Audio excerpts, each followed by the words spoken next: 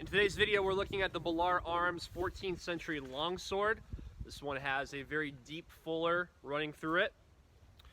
Cut very well. Handle is a little bit shorter than what you'd normally see for a longsword. So it does allow, obviously, that double hand grip or grabbing on the pommel. Take a look at some specs on this one, up close looks, and then some cut testing. Let's get to it. Looking at an overall length of 45.5 inches. Blade length itself is 36 inches. This has a deep fuller running through majority of the blade, right at the striking surface, really at the tip of it, about the last palm distance away is where that fuller runs into a slight diamond cross section. We also have this one. This usually comes unsharpened, so if you do want to add a sharpening surface to this blade, you'll have to click the little check mark at cultofathena.com on this page. You can click the link in the description below this video to check out where to purchase this blade at. We're looking at 2 pounds, 16 ounces for this one. This one, really easy to manipulate. I did a little bit of cutting with it with a single hand just to experiment with it. It's really easy to manipulate with one hand when you obviously have experience with swords. But as you're moving through this one, even it being 2 pounds, 16 ounces, very durable blade. I am glad that they have this very wide fuller running through it, because it would probably be closer to 3 pounds, to be honest with you. So good idea on that. The edge is pretty solid. When we do sharpening surfaces like Kult of Athena, we're not looking at razor blade sharp edges, we're looking at functionally sharp edges. So this one will be considered battle ready at this point. Pommel, the pommel is peened. We have a peen pommel on this one. You can see the peen marks here. Boom, getting some up close looks on that one. This is a wood cord leather wrapped handle. We have 2 notches here separating the hands if you want to keep it right on the handle, or you can grab that down into the pommel if you wanted to manipulate. If you're going into different guard positions, even if you're going single-handed, you obviously have plenty of grip. A 1075 high carbon steel for this Balaur Arms 14th century longsword. We've got a little bit shorter of a crossguard here. Some other longswords you'll see, they'll come out a couple inches extra. This one is just a little bit different. I actually kind of like that though, just having the shorter crossguard. It kind of reminds me more of an arming sword crossguard personally. Not exactly a bad thing, so it's just personal preference. Wood cord leather wrapped scabbard here. So this one's wood.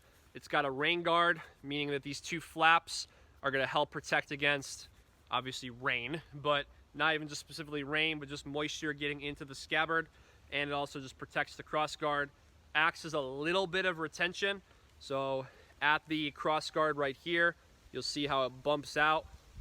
There's a little bit of an edge on there. You'll see that in the light. So that sits very snugly into there, which just makes it a little bit more visually appealing. There's aesthetics to it as well. Another good thing to do if you are doing cutting with these blades is obviously to get the Flitz knife and gun care kit. It's in the section, in the accessory section at cultofathena.com. You'll be able to check that out.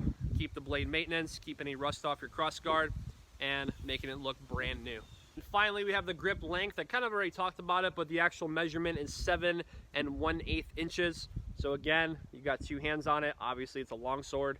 You could go into a single-handed grip, and it does not have such a long of a handle that it feels overbearing, or it doesn't feel like it's going to smash you in the wrist or the forearm. So still allowing that. You can obviously choke up on the pommel if you prefer that type of counterbalance. Depends entirely on what you want to do with it. Let's take a look at some up-close looks of this blade in the scabbard, not the scabbard, and then we'll look at the cut testing. Let's get to it. Pommel. Got obviously a circular pommel on this one. Up-close looks of the handle.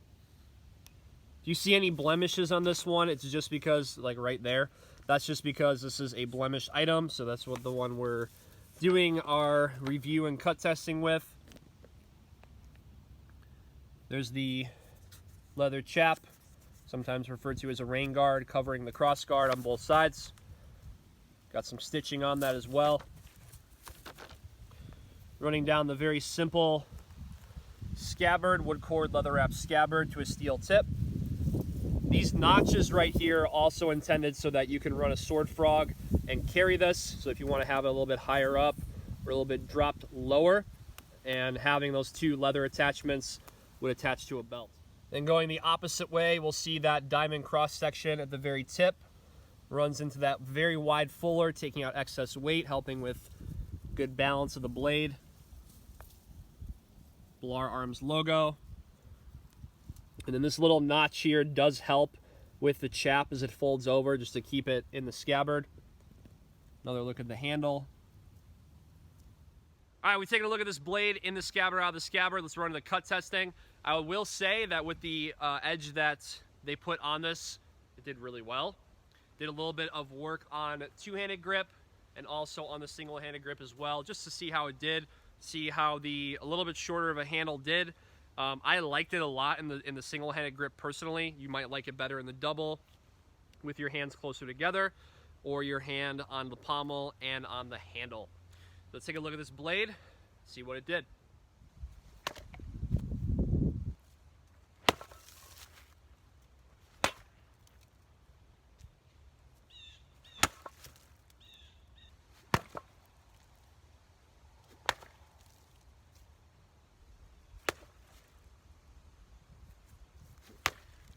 So there you have it for the Balaur Arms 14th century longsword.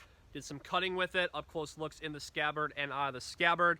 So pretty cool blade, very simple design, but very, very effective. If you're looking at getting this blade, click the link in the description below this video to check this out at kultofathena.com.